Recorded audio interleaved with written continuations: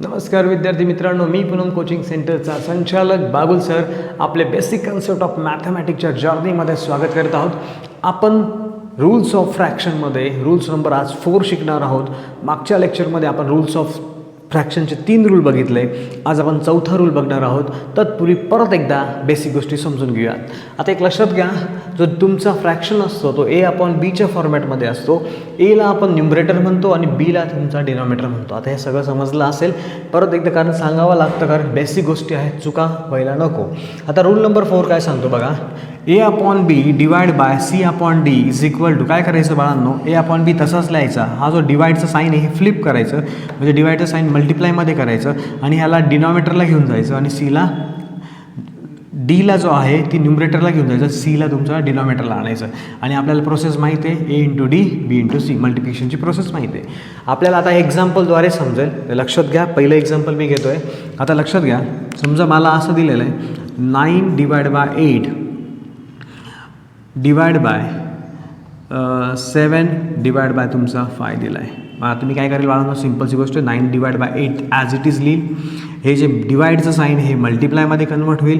हा जो 5 आहे हा न्यूमरेटरला येईल आणि हा जो 7 आहे हा डिनॉमिनेटरला येईल. आणि एकदम इझी. आता काय करायचं, सिम्पल मल्टिप्लिकेशनमध्ये काय करायचं, न्यूमरेटरला डिनॉमिनेटरला, म्हणजे 9 × 5 इंटू किती रे, 8 इंटू तुमचा 7, म्हणजे काय 9 5 तुम्हाला माहिती आहे 45 आणि 8 7 56.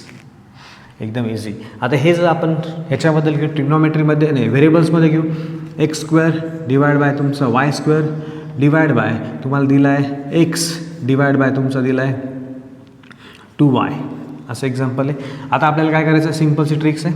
काय करायचं, x² divide by y² as it is लिहा. हा जो डिवाइडचा साईन हा मल्टिप्लायमध्ये होईल.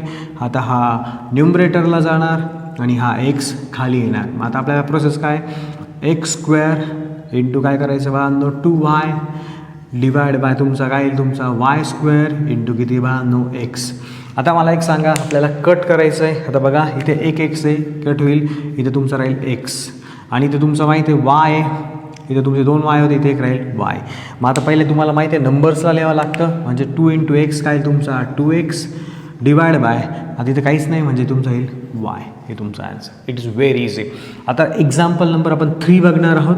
3 म्हणजे बघा की आता 3 मध्ये आपण ट्रिग्नॉमेट्री घेऊ. मला खूप आवडते ट्रिग्नॉमेट्री. साइन थिटा आपण मला घेतला आहे कॉस थिटा इंटू नाही सॉरी डिवाइडची प्रोसेस आहे, divide by 2 sin theta into तुमचा आहे कॉस थिटा डिवाइड बाय मी घेतला आहे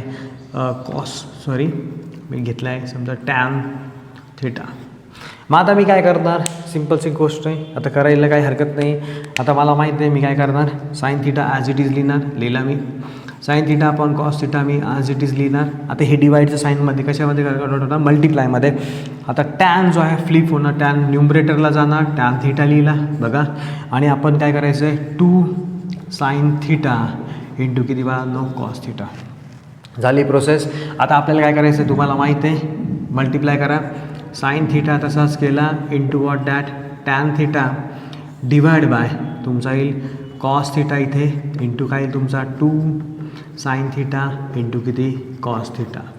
आता तुम्ही लक्षात घ्या, काय कॅन्सल होण्यासारखं आहे का, आहे सर. तर मी काय करतो बाळांनो, इथे हा साइन थिटा आणि हा साइन थिटा कॅन्सल करतो आणि माझ्याकडे आता कॅन्सल करण्यासाठी काही नाही आहे. मग माझं ॲन्सर जे राहणार बाळांनो, तर लक्षात घ्या, इथे तुमचं वरती काहीच उरलं नाही, म्हणजे टॅन थिटा. पहिले नंबर्सला साईन द्या, नंबर्स दिला, नंतर cos theta into cos theta तुमचा होतो cos² theta. It is a very easy process. मला आशा आहे तुम्हाला ह्या बेसिक गोष्टी समजत असेल. धन्यवाद.